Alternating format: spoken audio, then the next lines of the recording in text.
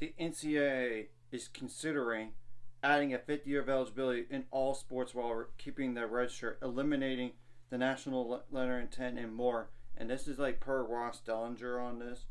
And I'm going to put the article for this in the description below so y'all could see it. And it's very in depth, to say the least. So the NCAA is considering more historic changes to its amateurism rules.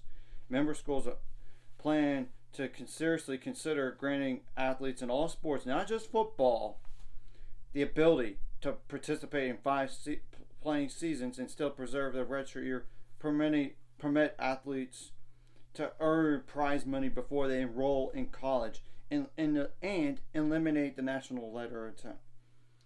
The potential changes are part of what is expected to be a year-long comprehensive review of the NCAA athlete eligibility rules to reflect and operationalize the House settlement terms. According to documents obtained by Yahoo Sports, the documents will be reviewed this coming week during a video call of the NCAA Division I Council. Recommendations and approval of the athlete eligibility rules are considered to occur on a rolling basis and be presented to the Division I Council for consideration at regular quarterly meetings through October of 2025.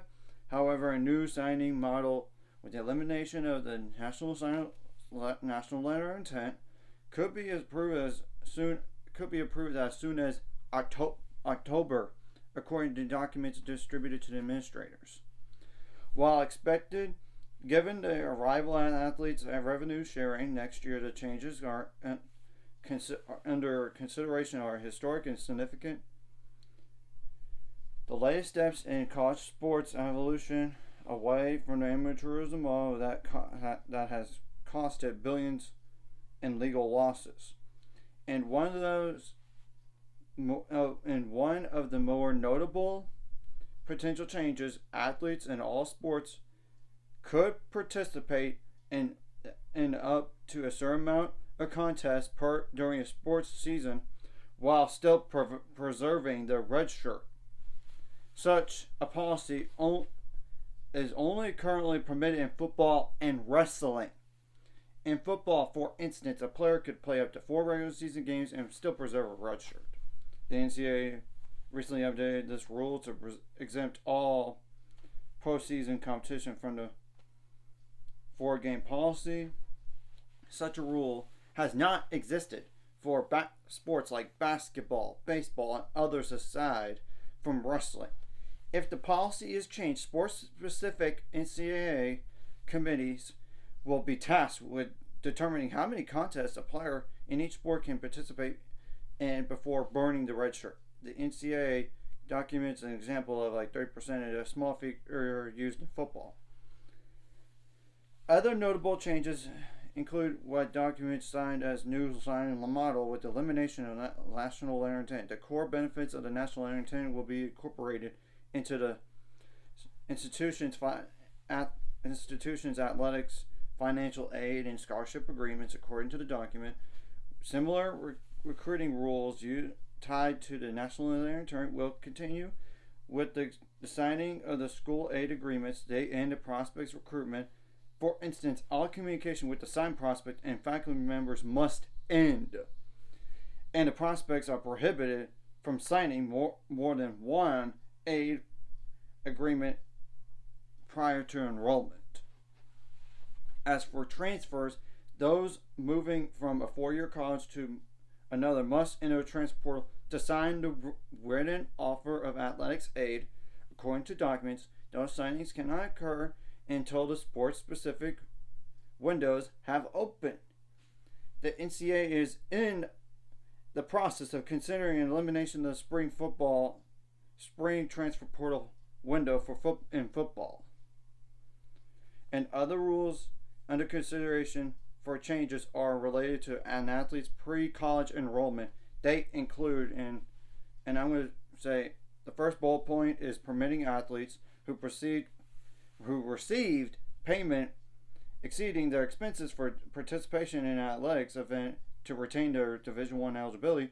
Under current NCAA rules, athletes are precluded from accepting any form of payment or prize money for athletics participation beyond necessary, like meals, lodging, travel, etc., without jeopardizing their eligibility. The second bullet point: permitting athletes who engage in professional opportunities prior to college to retain eligibility in Division I, provided no more than necessary expenses were received while participating professionally. This includes athletes who have a signed contract but never received and accepted such an amount. The NCAA's delayed enrollment policy still exists, limiting the amount of time athletes can delay their starting careers. Documents can use an example of a 12-month grace period. And the third bullet point here, and this is the final thing I'm going to mention here, permitting college athletes and recruits to utilize the services of agents when pursuing professional opportunities without jeopardizing their intercollegiate eligibility. Documents say, under current rules, agents are permitted to assist athletes in limited roles such as name, image, and likeness, and with MLB contracts for those drafted. And this rule change would give agents more access with athletes on professional endeavors before and during their college careers. This is just a big FYI, and we're going to wait and see about all this stuff here going forward. Anyways, if you like this content, hit the like and subscribe button. See you guys later on the road to 700 subscribers. Of course, ultimate goal is 1,000 more, so maybe my this course. Like a video, comment video, really helps YouTube algorithms so more people see it. Sharing the video does help as well, so more people are watching. If you're watching and not subscribed, hit subscribe button for the notification bell on as well.